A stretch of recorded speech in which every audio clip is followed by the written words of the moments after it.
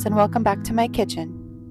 Today we are doing a midweek food prep, and then we will be cooking a quick and easy weeknight chicken dinner.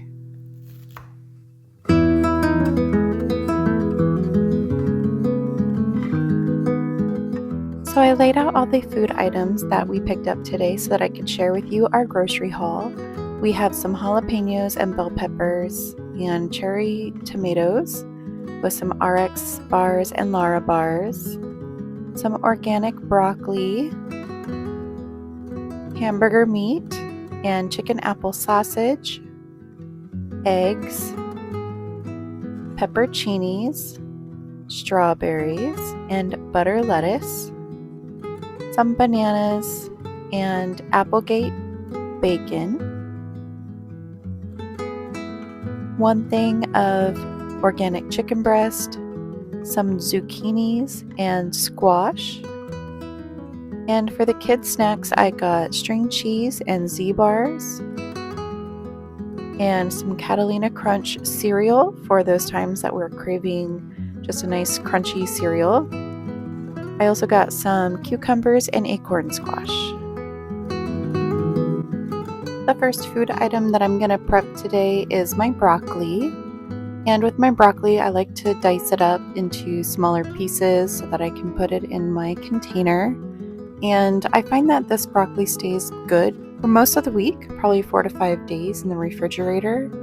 But now that summer's here and my kids are home from school, it doesn't last that long, so I don't really have to worry about that. So my kids have been out of school for 3 weeks now, and summer is in full swing. But that means that they're home for every single meal, and that is a lot more food to prep than what I was used to when I first started this journey. So what I'm trying to do new this week is split my weeks up into 2s. On Sunday, I'll be meal prepping for Monday, Tuesday, and Wednesday. And then on Wednesday, I'll meal prep for Thursday, Friday, and Saturday or Sunday. And I say or because we typically eat out once a week, and that typically lands on a Saturday or Sunday. So if you're new here, allow me to introduce myself. My name is Megan Renee, and I am on a health and wellness journey to better my overall health and my mental clarity by changing my relationship with food. So when I started this journey, I was about 225 pounds, and I had high blood pressure. I was tired all the time. I felt very lethargic, low energy, and I have 2 small children, and that's just not going to cut it anymore.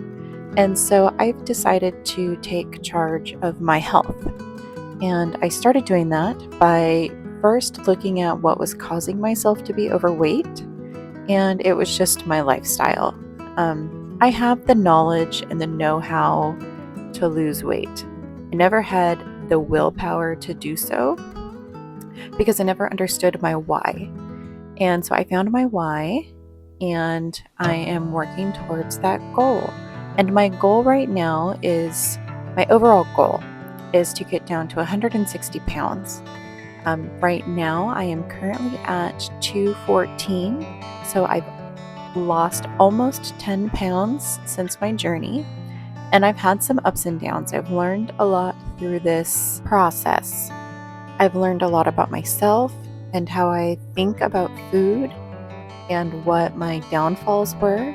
So when I started the journey, I decided to begin a Whole30 challenge, which is an elimination diet, and that takes out pretty much all food groups except for meats and vegetables and fruits. There's no cheese, no dairy, no limas, no sugars, no alcohols, no nuts. Pretty much everything. And that was difficult, but doable. And during that time, it allowed me to find other ways to eat. Prior to starting that journey, I would eat the 6 Oreos at night before bed with a cup of milk. And we would eat out at least 3 to 4 times a week, if not more.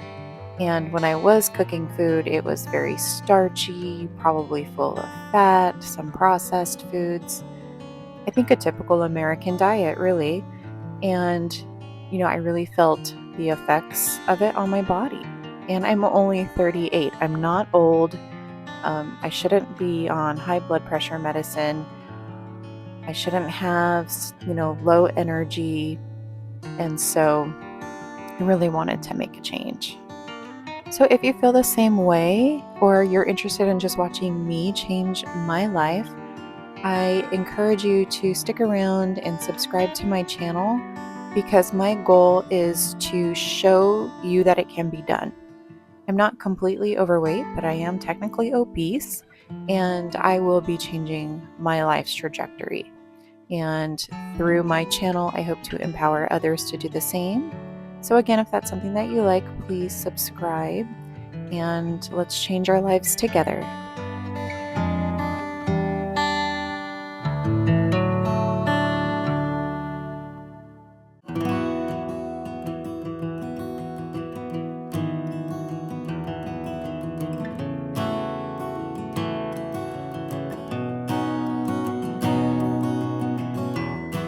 So I'm not sure if you saw it, but when I was rinsing out my strawberries, at the bottom of the bowl, there was a bunch of dirt that was left over from the strawberries after giving them a vinegar bath. And that's just a reminder to wash your fruits and vegetables whenever you buy them. I wash my produce in a 3-to-1 ratio of water and vinegar. So in a bowl, I'll put my produce in and then fill it with water till the produce is covered. And then I will add about 1 cup of vinegar and let it sit for 10 minutes. Then I'll give it a rinse, a strain and rinse, and then clean the bowl because there will be dirt. And then give it a second rinse just to make sure that you got all the vinegar residue off.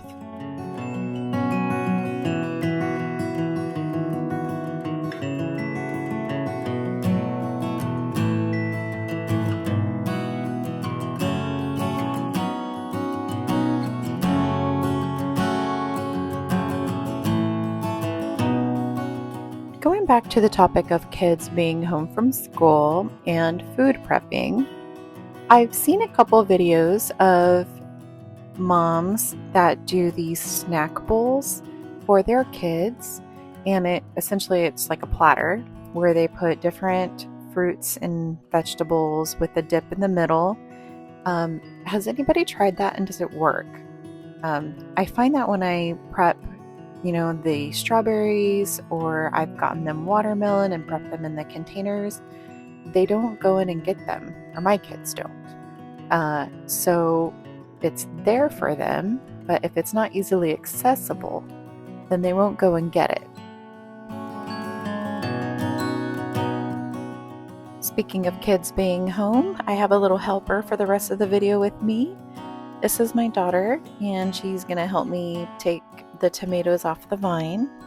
I didn't get to record it, but we did bathe these cherry tomatoes in a vinegar bath as well, and then gave them a good rinse.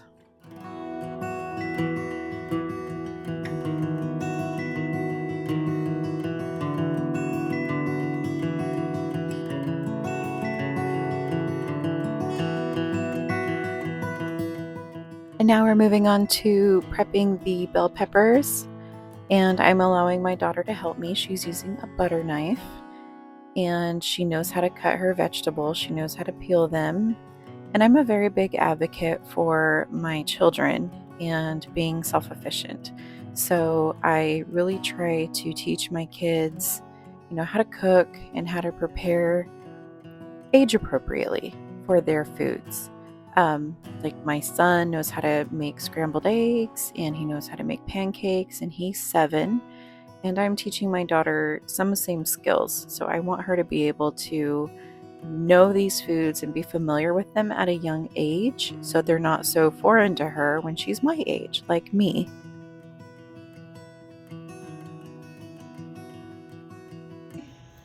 Oh my.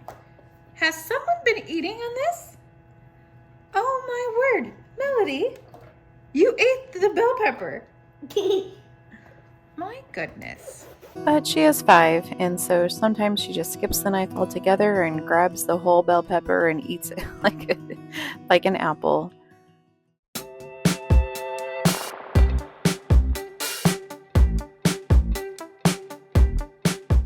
And we're shifting gears now to making dinner. Tonight we're making a simple chicken dinner with broccoli and purple sweet potatoes roasted in the oven.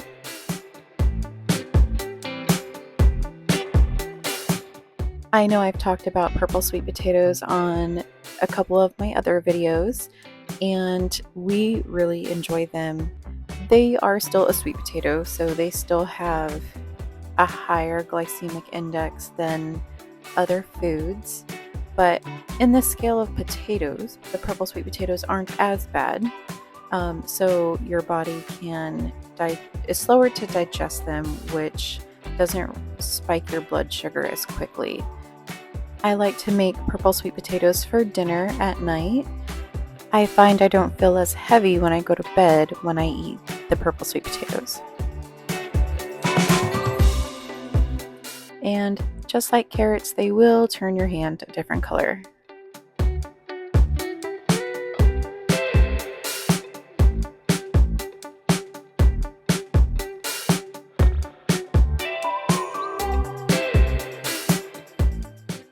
My favorite way to make purple sweet potatoes is to roast them in the oven. And so I dice them in about 1/2-inch pieces, and then I just line the baking sheet with them, spray them with some avocado oil on top, and just salt them and cook them. And they are so good. They don't caramelize like a normal sweet potato because they don't have as high of a sugar count, I guess. But they don't get that kind of caramelized texture that if you were to roast sweet potatoes do. But they are good. Another good way that you can cook these is just cooking them in your Instapot and mashing them. They're also really good that way as well. To bake these, I preheat the oven at 400 degrees, and then I cook them for about 20 to 25 minutes. And then I start to check them because you don't want to cook them too long. As I mentioned, they don't get that caramelized taste and texture like regular sweet potatoes do. They just get kind of hard the longer that you cook them. So I find that the 20 to 25 minute is a sweet spot for these potatoes.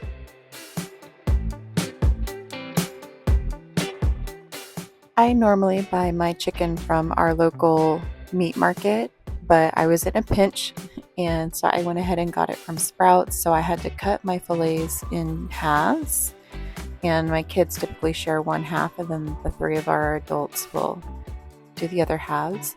And this is seasoning that I buy actually at my local meat market. It's really good and all clean ingredients. I prefer to get my meat from the meat market because I find that all of my meat just tastes better and fresh, and it lasts a lot longer. But the main reason I enjoy going to the meat market, especially now, is because they will either ground or slice or fillet your meat products however you request it. So I always get boneless, skinless chicken breasts, and I always ask them to fillet it.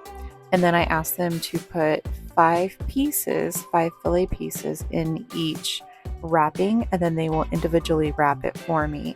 So I don't have to do any meat prep whenever I get home. It's already done. And I can call ahead, place my order, tell them exactly how I want it, and then when I pick it up, it's all done.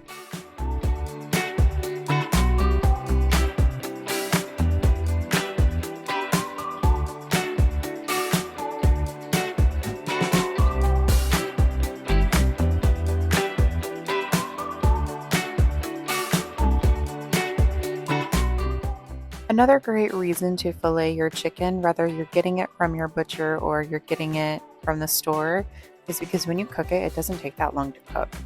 I find that whenever I cook my fillets in the air fryer, which is what I do on most weeknights, it only takes 18 to 19 minutes. I typically flip them, about the 8-minute mark, just so that both sides get kind of nice and crispy, and they are good to go. It doesn't take much time at all.